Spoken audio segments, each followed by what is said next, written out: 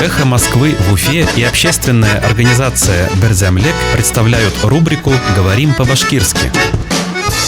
Козленок. Кәзә бәрәсе. Спасти козленка. Кәзә бәрәсен коткару.